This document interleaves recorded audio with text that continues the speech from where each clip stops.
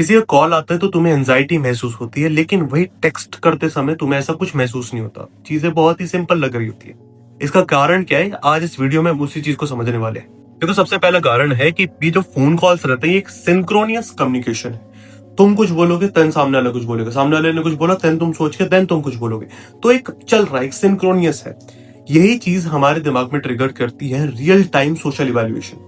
अभी इसी वक्त मैंने जो शब्द बोले उसी के बेसिस पे मेरे को इवैल्यूएट करा जाएगा। और हमारे दिमाग का जो पार्ट है, अमाइगडाला और साथ में जो मीडियल प्रीफ्रंटल कॉर्टेक्स है, ये हमारे दिमाग के पार्ट होते हैं। ये इतना कुछ कॉम्प्लेक्स है नहीं। वो इस चीज को रिकॉग्नाइज करते हैं, समझते हैं कि एक सोशल थ्रेट है। मेरे को अभी पूरे सोसाइटी के बेसिस पे इवैल्यूएट करा जा रहा है। इवन तो इतना डीप होता नहीं है, बट हम मान लेते हैं। हमारे पास साथ ही साथ वक्त नहीं होता अपने जो हम बातें कह रहे हैं उनको ठीक से क्राफ्ट करने का, पॉलिश करने का, कि अच्छा मेरे को इस शब्द की जगह इस वर्ड का इस्तेमाल करना है। इस कारण से हमारे ऊपर बहुत हाई रिस्क रहता है कि गलती से हम ऑकवर्ड ना नजर आ जाए, इनकॉम्पिटेंट, हमें पता नहीं है, अनप्रिपेयर्ड, बेवकूफ ऐसे नजर ना आ जाए।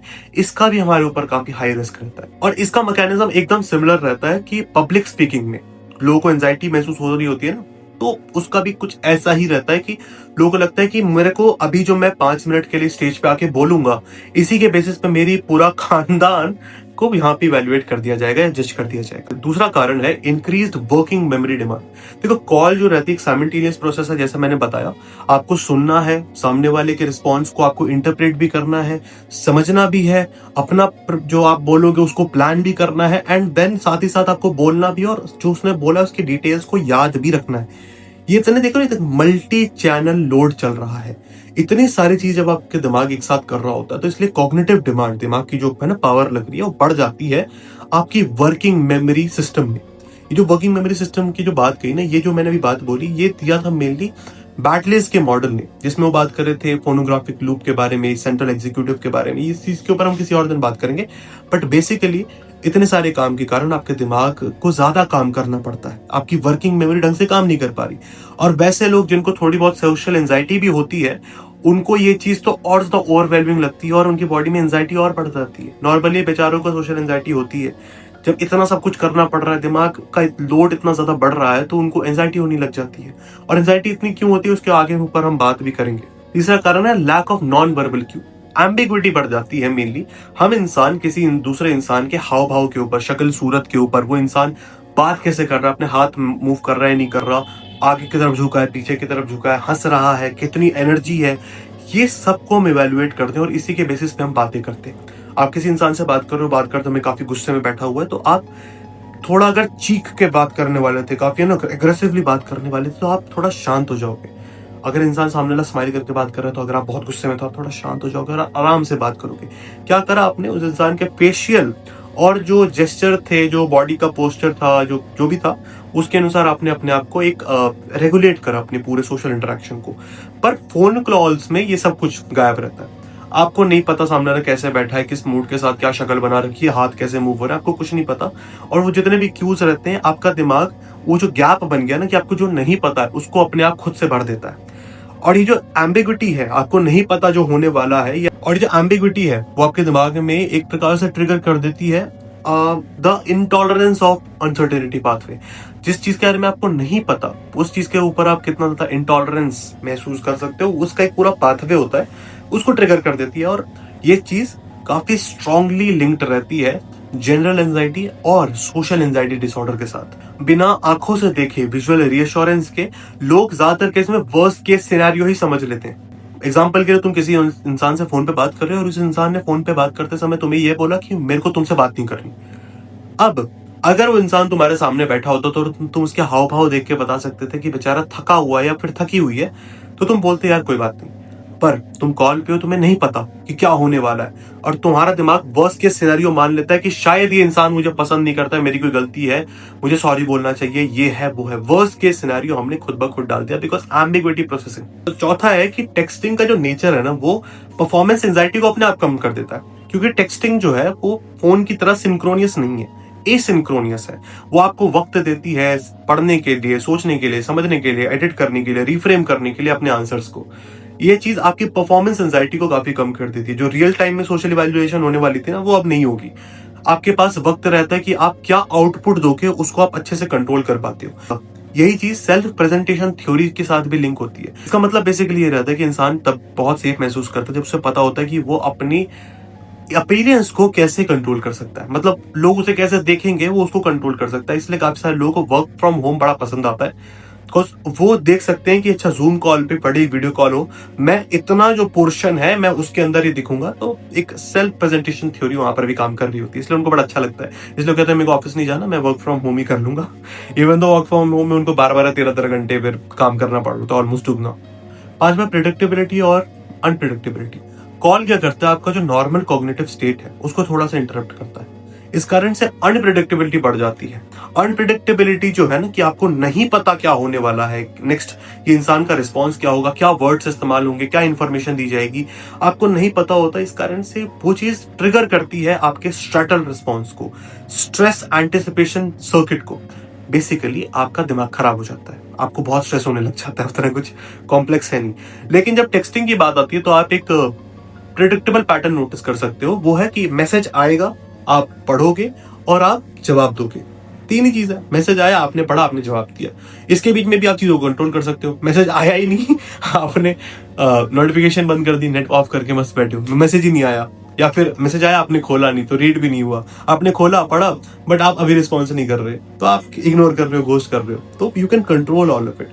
इसलिए जो प्रिडिक्टेबिलिटी रहती है आपके फिजियोलॉजिकल अराउजल को काफी नीचे कर देती है, लेकिन अनप्रिडिक्टेबिलिटी बढ़ा देती है, आपका माथा खराब हो जाता है। सिक्स्थ रीजन है आवाज, वॉइस। ये एक काफी हाई इमोशनल बैंडविड्थ रहता है। ठीक है, हमारी जो आवाज है वो बहुत सारी चीजें को कैरी करती है, बहुत सारी क्यूज को, है ना, टोन को, है ना, हम कितना ठहराव ले रहे हैं, क्या एनर्जी है मेरी आवाज में, ये सब कुछ हम अपनी आवाज से ही बताते हैं दूसरे इंसान को। लेकिन किसी भी टाइप के इमोशनल कंटेंट को, है ना, हमारी आवाज में इमोशंस भी होते हैं, राइट, तो उस चीज को डिकोड करने में हमारे दिमाग की ज्यादा एनर्जी लगती है, हमारी जो इफेक्टिव प्रोसेसिंग लोड है वो बढ़ जाता है बेसिकली। और इसीलिए वैसे इंसान जिनको थोड़ा बहुत भी कह सकते हो मॉडरेट न्यूरोटिसिज्म हो या फिर सोशल सेंसिटिविटी हो, उन्हें ये सारी चीजों के ऊपर बात करने में या फिर इनका सही जवाब देने में बहुत दिक्कत होती है। क्योंकि जो टेक्सटिंग है ना, क्योंकि जो टेक्सटिंग है वो हमारे इमोशनल बैंडविड्थ को काफी कम कर देती है, इसलिए हमारे दिमाग को उतना काम नहीं करना पड़ रहा। बेसिकली इमोशंस वाली जितनी भी बात होती है उसको हमें प्रोसेस करने में टाइम लगता है, ठीक है, और जो टेक्सटिंग रहती है उसमें हमें से कुछ करना नहीं पड़ रहा। सातवां रीजन है कि तुम कॉल से भाग नहीं सकते। जब भी कॉल स्टार्ट हो सकती है तुम होल्ड कर सकते हो, ठीक है, लेकिन तुम कॉल को पॉज नहीं कर सकते, तुम, है ना, लाइक लीव नहीं कर सकते, और ना ही तुम बैठ के सोच सकते हो। तुम कह सकते हो सामने वाले को यार मेरे को थोड़ा वक्त चाहिए इस चीज के बारे में सोचने के लिए, पर बेसिकली तुम भाग नहीं सकते। और ये जो तुम भाग नहीं सकते ना, इसको हमारा दिमाग एक तरीके से ऐसे देखता है या परसीव करता है एज लॉस ऑफ कंट्रोल। आप इस चीज को कंट्रोल नहीं कर सकते, और इस कारण से अगेन आपका एंजाइटी बढ़ने लग जाता है, क्योंकि कॉग्निटिव बिहेवियरल मॉडल कहता है कि जब आप किसी चीज को ऐसे देखते हो कि आप उस चीज पे कंट्रोल नहीं कर सकते, तो अनसर्टेनिटी बढ़ जाती है, अनप्रिडिक्टेबिलिटी बढ़ जाती है, और हमने जैसे ऊपर सुना था, अगेन यहाँ पर वापस हमारा दिमाग खराब हो जाता है। लेकिन टेक्स्ट करना हमें फुल कंट्रोल देता है। हम जब चाहे तब रिप्लाई कर सकते हैं, जब चाहे तब पॉज कर सकते हैं, जब चाहे तब इग्नोर कर सकते हैं यार, हाँ, या फिर हम सोच भी सकते हैं और एडिट भी कर सकते हैं और अनसेंड भी कर सकते हैं। आई नो कभी कभी कुछ कॉन्टेक्स्ट में आपको उसी वक्त जवाब देना होता है, लेकिन स्टिल आप झूठ बोल सकते हो कि यार मैं अभी थोड़ा बिजी हूँ। I am just saying it, ऐसा करना नहीं, बट हाँ। आठवां है ऑडिटरी प्रोसेसिंग ज्यादा डिमांडिंग होती है। ऑडिटरी प्रोसेसिंग का मतलब होता है आवाज को सुन के जो उसको हम प्रोसेस करते हैं ना दिमाग में, वो ज्यादा डिमांडिंग होती है। जब हम कोई चीज को पढ़ते हैं तो हमारा वो होता है सेल्फ पेस्ड, हम जितना तेज चाहे स्पीड में या फिर जितना स्लो चाहे उतना हम पढ़ सकते हैं, क्योंकि हमारे ऊपर है। हमारे मान लो हमारी स्पीड काफी तेज है पढ़ने की, हम जल्दी पढ़ लेते हैं, हमारी स्लो है तो हम स्लो पढ़ते हैं। बट ऐसा स्पीच में नहीं होता। स्पीच एक फिक्स स्पीड के साथ आती है, और हर एक इंसान की एक अलग स्पीड होती है बोलने की। कुछ इंसान काफी धीरे बोलते हैं, कुछ इंसान बहुत जल्दी बोल के चला जाता है ना, तो फर्क आता है। और यही जो चीज है लोगों के अंदर जो उनका कॉग्निटिव प्रेशर बढ़ा देता है ना, दिमाग खराब होने लग जाता है। क्यों? क्योंकि ये चीज प्रेशर डाल रही होती है तुम्हारे ऑडिटरी कॉर्टेक्स के ऊपर, तुम्हारे अटेंशन नेटवर्क्स के ऊपर, साथ साथ तुम्हारे सेंट्रल एग्जीक्यूटिव सिस्टम के ऊपर। ये तीनों का नाम तुम गूगल पे सर्च करो, चैट जीपीटी से पूछो, बहुत ही सिंपल सी चीजें हैं, कॉम्प्लेक्स नाम बट बहुत सिंपल का। और इसीलिए जितना ज्यादा तुम्हें प्रोसेस करना पड़ेगा, क्योंकि अगेन स्पीच में तुम्हें ज्यादा प्रोसेस करना पड़ रहा है, जितना ज्यादा तुमको प्रोसेस करना पड़ेगा उतनी ज्यादा एंजाइटी बढ़ेगी, क्योंकि उतना ज्यादा कॉग्निटिव लोड बढ़ रहा है और उतने ही ज्यादा तुम्हें परेशानियां होने लग जाएंगी। और वैसे लोग जो ओवर स्टिमुलेट बहुत जल्दी हो जाते हैं या ओवरवेल्म बहुत जल्दी हो जाते हैं, तो उनमें तो और दिक्कतें होती हैं इन चीजों को लेकर। एक नौवा रीजन मैं बोलूंगा कि कल्चरल हैबिट। ज्यादातर लोग वैसे जो जेनजी में आते हैं, ठीक है, 2000 मैं बोलूंगा 3 या 4 के बाद जो जितने ही पैदा हुए हैं, उनकी ज्यादातर जो रिलेशनशिप्स बने हैं, फ्रेंडशिप्स बनी है, वो बेसिकली टेक्स्ट के बेसिस पे बनी है ना। व्हाट्सएप के ऊपर, फेसबुक के ऊपर, इंस्टाग्राम के ऊपर, जहां भी तुम बात करते हो तो उसके बेसिस पे बनी है।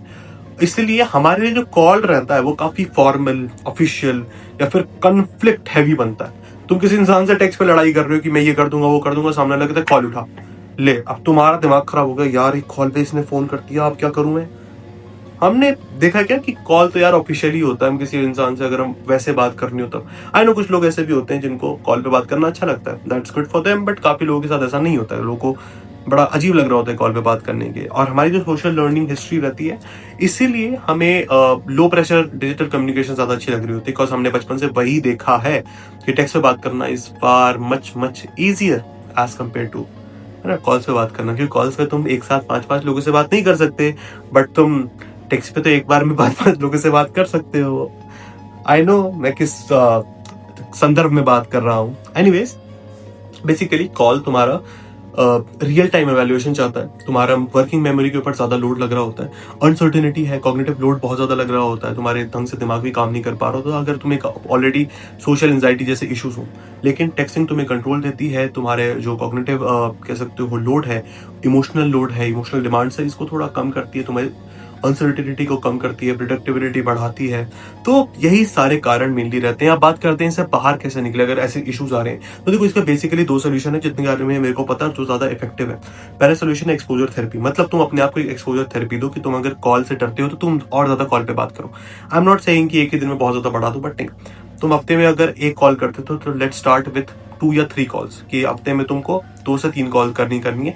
नेक्स्ट हफ्ते 5 कॉल, फिर नेक्स्ट हफ्ते डेली एक बात करनी है, किसी ना किसी से बात करनी है।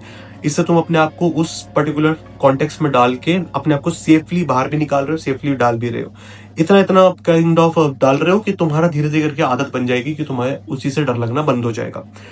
नेक्स्ट है, अगर तुम्हारे सोशल एंजाइटी वगैरह ये सारी चीजें हाई हो रखी है, क्योंकि अगर तुम्हें इतना ज्यादा डर लगने लग गया है कॉल से कि तुम कॉल पे बात ही नहीं कर सकते, देयर इज चांस कि तुम्हारी सोशल एंजाइटी ज्यादा हाई है, तुम्हें जनरल एंजाइटी डिसऑर्डर भी हो सकता है। तो उस केस में तुम एक थेरेपिस्ट के पास जाओ, एक क्लिनिकल साइकोलॉजिस्ट के पास, एक साइकोलॉजिस्ट के पास, काउंसलिंग साइकोलॉजिस्ट के पास, वहां जाओ and they would genuinely help you. आज की वीडियो के लिए बस इतना ही। मैं मिलता हूँ किसी और दिन, किसी और कहानी, किसी और साइकोलॉजिकल कॉन्सेप्ट के साथ। तब तक के लिए बाय बाय।